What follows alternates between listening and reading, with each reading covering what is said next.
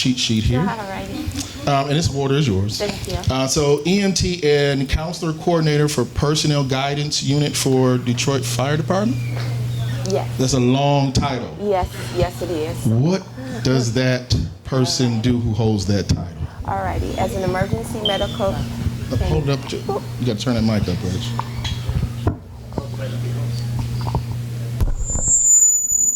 It's on.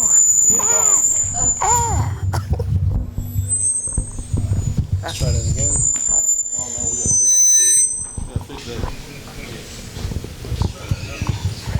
Where's the other handheld? Let's keep that for now, and we'll fix that. So we'll trade you. All right. Sorry about that. Alrighty. As an emergency medical technician, my responsibility, or anyone that holds that licensure, would, for me, because I work for the fire department, we go out, we assist people when they call 911, whether it be someone who's visiting or living within the city. We assist them with what would be their reason for calling. So it may be just cut on the hand, or it could be CPR that we assist people with, just trying to provide something better for those that call. And so as the licensed mental health counselor for the department, I've been doing that for the last 5 years, and I assist the members of the department, EMS, fire, with things that they consider to be an emergency. So if we respond and they see something on the scene that they've responded to or heard about, they may give me a call, and I go out and I speak with them individually, or sometimes in a group, as a debriefing to help them to move through whatever it is that they've seen or heard. Sometimes we respond to family members, friends, as technicians, and firemen, fire personnel, because there are also women on the department, fire personnel. And I go out and speak with them, give them referrals, try to help them to cope so that we can continue to do what it is that we've decided to do within the department. So. And it sounds like that's something that's really special to your heart, because even before you joined the fire department, you were in the mental health area prior to that, correct? Correct. Before I started doing EMS, and I've been doing that 20 years with the Detroit Fire Department, I worked also in the private sector, and I was with them for 6 years. But before that, I was working with people in group homes with mentally and physically disabled people. So, yeah. So now here you are with Detroit Fire Department. Yes. But your career takes a course, right? Yes. But when you're a little girl, so let's say 8 years old, 9 years old, 10 years old. Yes. What did you want to do? What did you want to be? I wanted to be a teacher. Wanted to be a teacher. I wanted to be a teacher. Okay. So talk to us about the journey from wanting to be a teacher to where you are right now. All righty. So my journey from wanting to be a teacher, unfortunately, I saw an incident in the 8th grade, I remember. And I just went home and told my mom, I don't want to be a teacher anymore. I think a lot of people having that, that realization today, unfortunately. And she never knew why. And it wasn't until maybe I was 25. I'm 50 now. But she asked me, she said, you never said why you didn't want to be a teacher. And I went to school at Ludington Magnet Middle School. And some people turned out the lights, and it was daytime, on a substitute teacher. And when we could get the lights back up, she was in a crotch position because the students chose to, I guess, fill up on the teacher. And so for me, I just went home and I was just like, nope, that's not what I wanted to do. So after that, I wanted to be a social worker.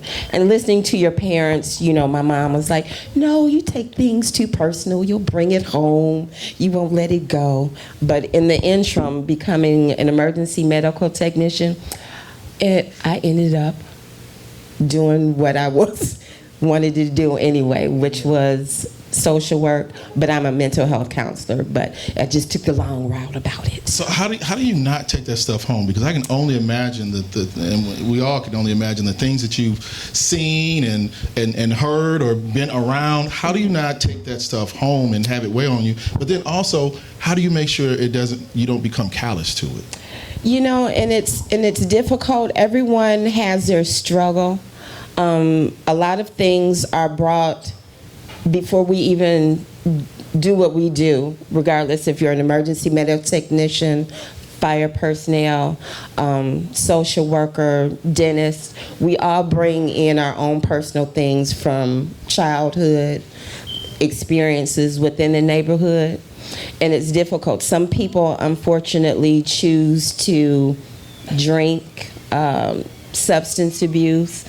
Some people exercise a lot. You know, it's just what gets you through. And it's difficult. Sometimes I'm not feeling it. I still get on the ambulance. And when I do, I know that my job is done at the best that I can. So as long as I'm doing what I know is right, I know my protocols, I try to assist people. And my thought is, and it has always been, it doesn't matter where I pick you up from, who you are, I treat everyone the same, and I try to do that. And with that, everyone has a story. Like I said, it doesn't matter where you're coming from. And even if it's 10 minutes with that person, sometimes that's all they need to do is someone to listen to them. And I think with being respectful with that, you know, I go home and I'm able to sleep. So even with that type of training that you've had and the heart that you have, some days I'm sure it gets a bit overwhelming. It does. It does. Can you tell us about any story or any, I don't want to call it story because these are people's lives, any situation that occurred that has impacted you more than others and made you kind of reflect on the job that you do? Well, and I tell this story, I speak to some of the new joining members of the department when they come in. My partner and I, we responded to a run where a man was deceased. I was the one reporting the information, saying that there was nothing else that we could do to assist. The man's son was angry, and he may have been angry because he was afraid. And a lot of times, you know, the citizens don't know what it is that we have to do, but there are things that we follow in order to get the situation mediated. And I told my partner, because the man's son appeared upset, so I asked my partner, why don't you go downstairs and get me something? And we were on the 3rd floor. He didn't want to leave me because usually we stay together. But I said, better me than you, because the person was obviously angry at him. But I said, if I hear anything, then I'll be right behind you.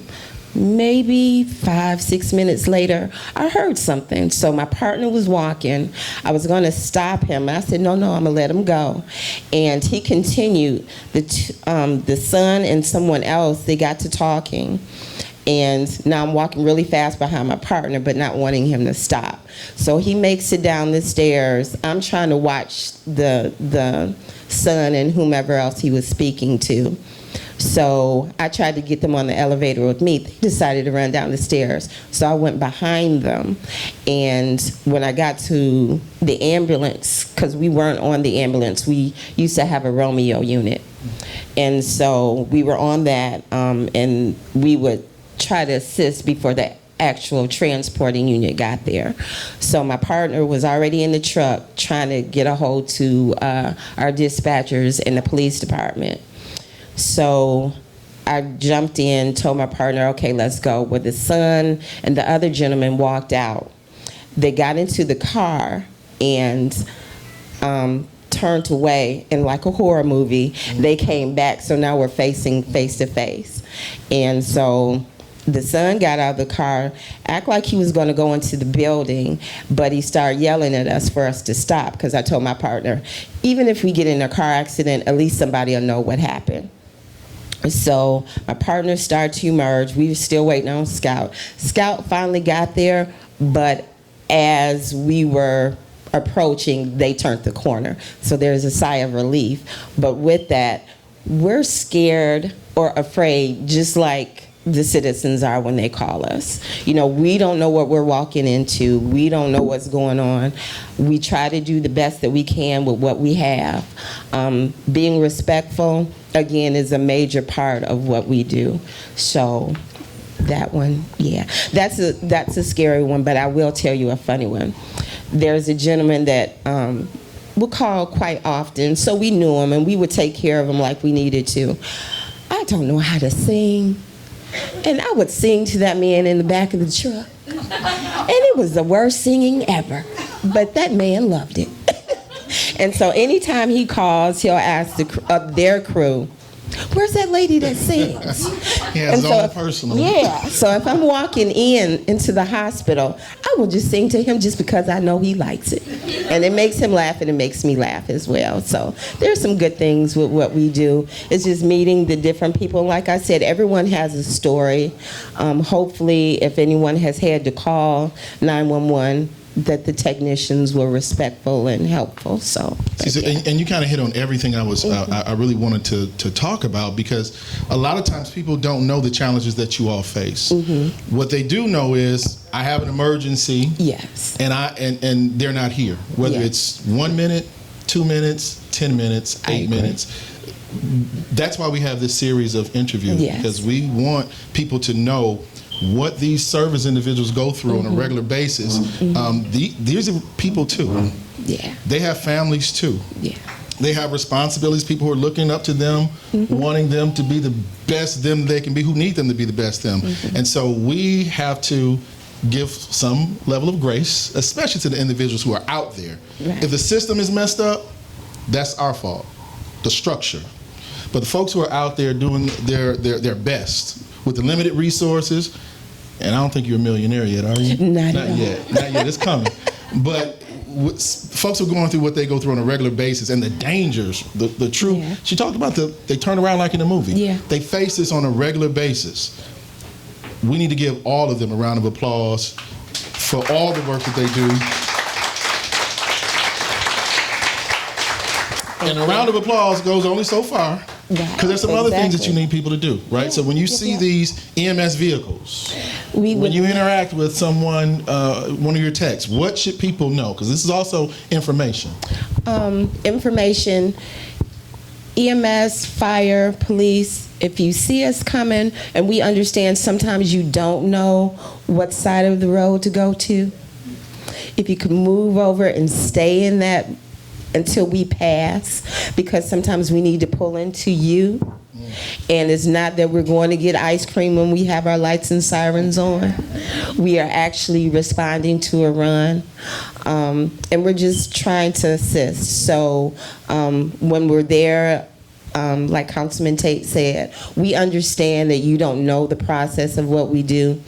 And some of you watch a lot of television. We're not getting our equipment and running in, because if I fall, that's going to slow the process down. Yeah. If I fall, my partner is most likely going to help me up. But we do try to get to the patients. We do try to do the best that we can. And yeah, a lot of times, you know, it's just confusing. I've had to call 911. So I get it.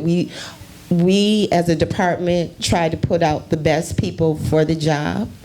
And sometimes, like everyone else, people are maybe angry for whatever's going on, and that's just reality. But hopefully they know that they can be angry in the truck or the fire truck or whatever, but when they get to the person, hopefully they know they need to switch that off, do what they need to do, and then, you know, assist that way. So you alluded to, and this will be my last question, then we're going to open up to the audience. You alluded to earlier, of course, it's not firemen, it's fire personnel. Fire personnel. And so you live in Detroit. I live in Detroit. We have space in District 1 if you want to move over. But we love the fact you live in Detroit. But you mentioned fire personnel because we're very sensitive about the way we use language. Yes. But even more than that, diversity is important. Yes. And I know that just looking at the demographics, Mm-hmm. you may be an anomaly in what you do, or over in your department. Yes. So let me ask you, how have you dealt with that? I mean, is it something that drives you in terms of being an inspiration, or to continue what you do, or have you actually had any type of situations that you've had to confront that were a little bit challenging because of that? Being in a more male profession, as an emergency medical technician, I want to say on the EMS division, I want to say it's 34 females, and we have a group of 264. Fire personnel, I want to say 15. But there are people coming into the academies, so my numbers may be off. But yeah, I've had some challenges. As the mental health counselor, I'm maybe one of, in the whole department, I'm the only one, but I do have assistance through the chaplains, and as well as we are building a peer support team. So altogether it's 19 other peer support members who will also be there to assist the fire department with things that are needed. Some challenges, I think it's just the stigma of men speaking to a female about their issues and concerns. But again, I'm utilized quite often, and I'm glad with that. And they see me often, they know I'm there, they know that I'm genuine with what I do, whether it's EMS and the counseling part of it. So we're breaking that stigma. But another thing that people can do is learn CPR. So we're there to assist with whatever's going on, but if you get out there, learn CPR, you're helping. And the change now is you don't necessarily have to do the respiratory part of it. Just the compressions is good enough to start to help us out as well. So, yeah. Thank you. And I see you have some other members of your team who are Yes. here. You want to introduce them? You guys Yeah, wanna actually, say- stand up, introduce yourselves.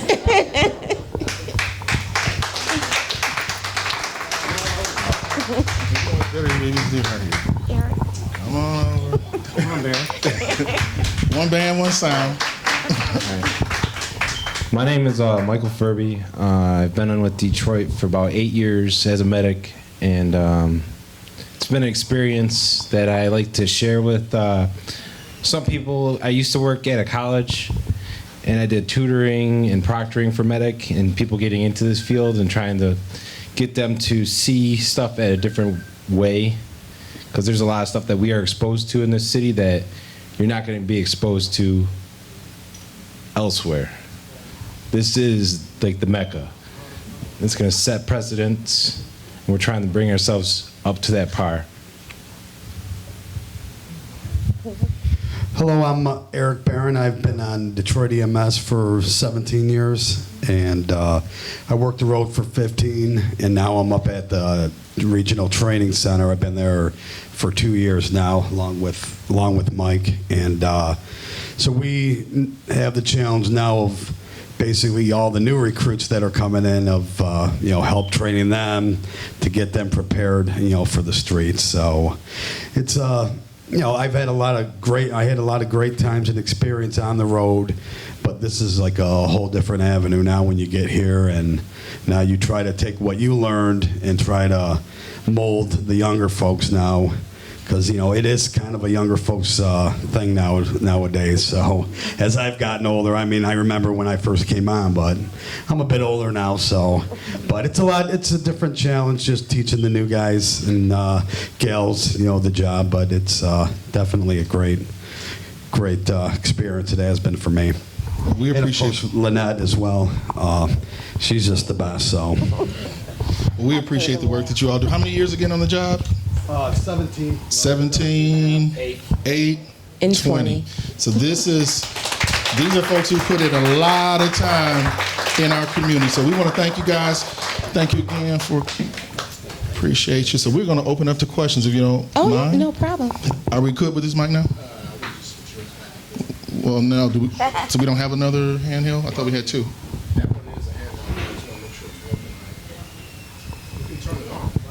Okay. No. Okay. Anybody have any questions?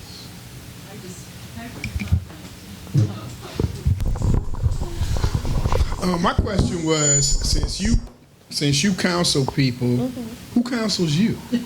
You know, I have a lot of friends that are also counselors, so I discuss things that bother me, and I also use some of the tools that I present with other people to do. I exercise, I make sure I try to eat right, drink lots of water, spend time with family. That's most important. I have a 21-year-old who's off at Central Michigan University, so anytime I can see her, spend time with her, I'm for it. And then I'm also married 25 years, so spending time with family and friends. So, Just one more question for you.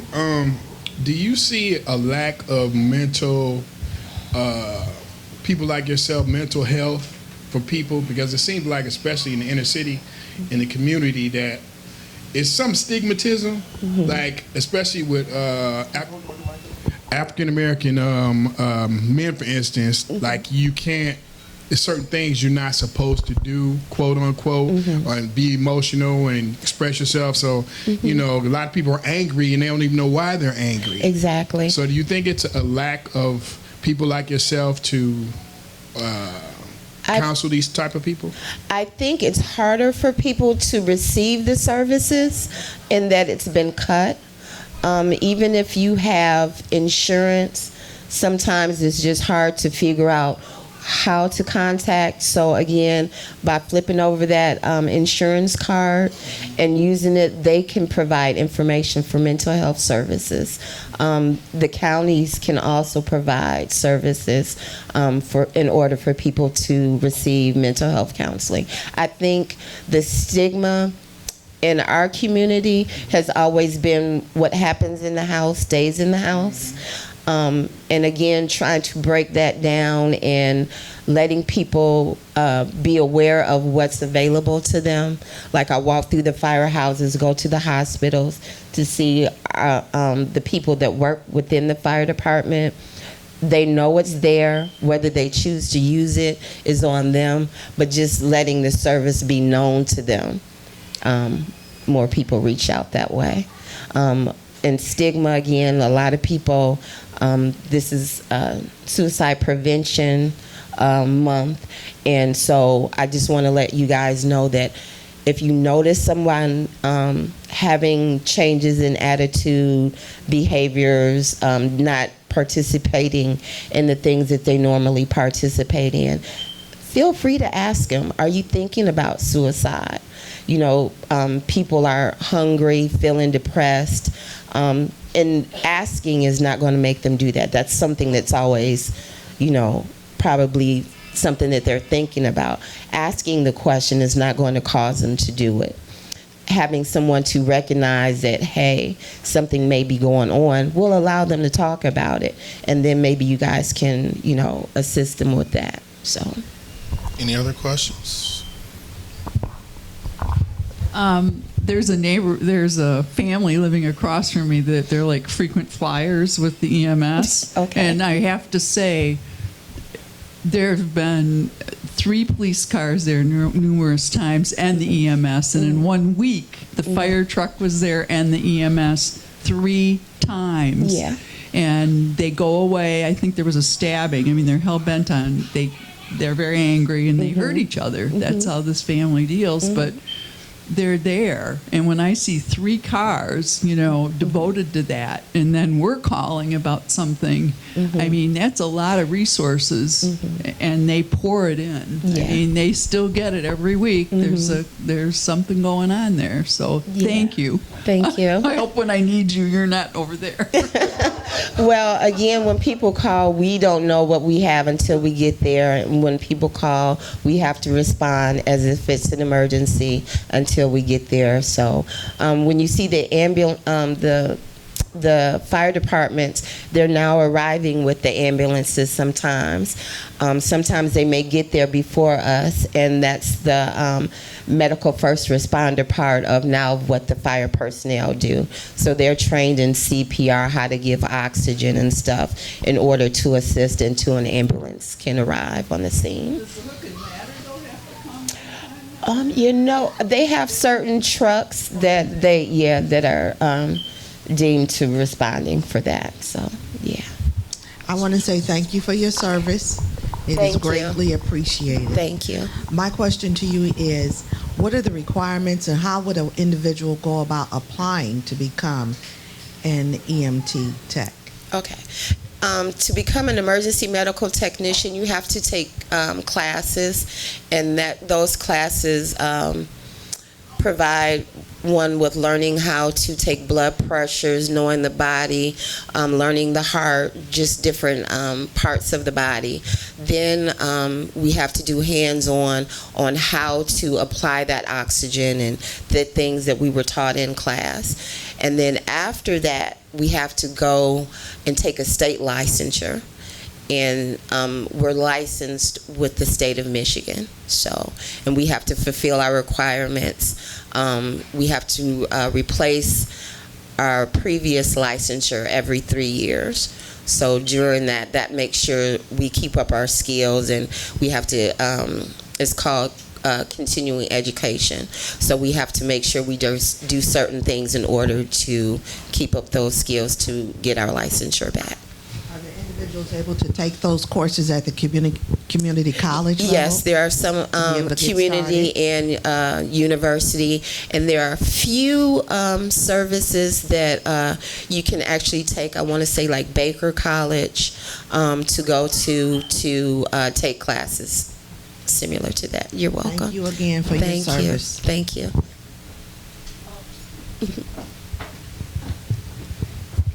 I was just going to ask, how long does that process take to become certified? Some of the programs, if you attend a university, is anywhere from 2 to 4 years. Some, like I said, Baker College, I want to say maybe it's a year and a half. I'm not for certain. 8 months to a year and a half, I'll say. And again, you have to get your licensure by the state of Michigan in order for that. I think we have one over on this side. Hi. I'm a parent of Ludington also. Oh, okay. I don't know what year you were, but however.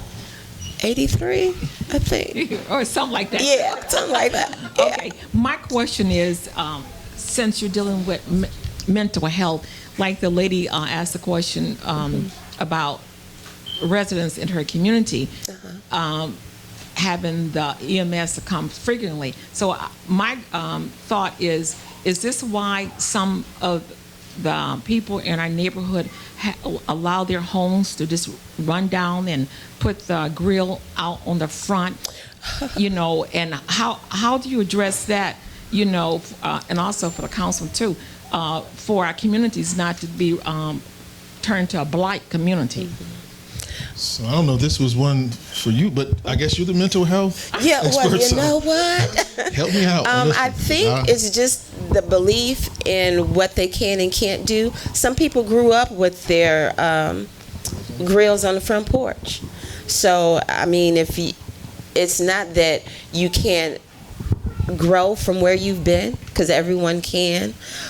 Seeing a change, seeing what's allowed in the neighborhood, and some people just don't care.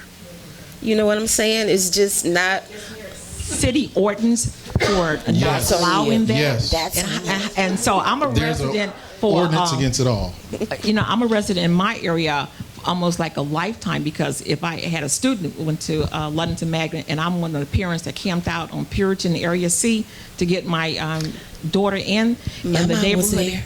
Okay, well, you probably know my child also. So what I'm saying, the neighborhood just totally changed, and this is technology. At that time, technology wasn't like it is now. So you got Pinterest. You can get ideas on how to beautify everything. So that's my question: is that how do you address that? I mean, how do you address that? I mean, it should be how it's enforced. As I was driving down. So you basically asked the laws that we have in place now. Yeah, why aren't they enforced? Yeah, so it's a resource issue, to be honest with you. Some are enforced when we have the opportunity and the resources available, and there are some that completely go unaddressed for sometimes years. It's a deficiency. We've worked to improve our the way the city operates. We talk about hiring new employees. We're looking at training, additional training. We're looking at trying to bring more people into the city so we have a higher tax base so we can do some of those things. So I don't think there's one solution. Similar to what EMT Wood said, I have an experience myself of that generational situation. So I cut my grass and our neighborhood looks fine, no issue, but I live across the street from a park. And you had a family enjoying that park. We want families to enjoy the park. Part of the reason why I moved over there, right? So I'm outside tending to my yard, and all of a sudden, the mother instructs the daughter to throw the dirty diaper and the trash right outside on the curb while I'm out there looking directly at me. So when I looked and I said, ma'am, that's all, because I got to be careful, because people will say, I said, ma'am, and she tells her daughter, I told you don't put that over. So now she's telling her daughter, but this is a child that's growing up in that situation, and the question is, if that's what happens in that household, what happens to her as she grows up and matures into a woman? Some of that stuff is going to be passed down. She has the ability to change it, sure, but the probability is there that she'll continue some of those habits. So it's a challenge on all issues, whether we talk about trash or crime or any of these issues. A lot of them are generational. We have to figure out how do we, as a community, once again, as a community, stem that tide. All of these resources we have. We as a government, again, have some, but we just talked about SDM2. We just talked about Reverend Roz and the food pantry. There are things that we as a community have to do to spread the word, to talk to our neighbor, to actually go out and communicate and touch. Sometimes those conversations may be scary. We may not think that they're going to receive them, but we have to give it a try. We have to try. But that's not to say that we don't have a responsibility as government. So that's why we are here taking these complaints when we hear them and doing our best to address them. So, any other questions for EMT Woods? Well, ma'am, we want to thank you so much for joining us today. This is a very informative interview. Thank you. Now we have one of your vehicles out there. We do. But it's raining. It is raining. Hopefully it'll stop raining. But those of you who have umbrellas will have an opportunity to do what? They can stand next to the truck, take a picture with the truck, look in the truck. We've cleaned it, but I wouldn't get in there and touch all over stuff because it's yeah. But it's available if you guys want to come out and at least take a picture with the truck. Yeah, some folks really have been blessed and never have a interaction with a vehicle. So exactly. This is their chance to actually look into it. So thank you again. Thank you for having me. Really appreciate you. Thank you. Yes, ma'am. All righty. Thank you.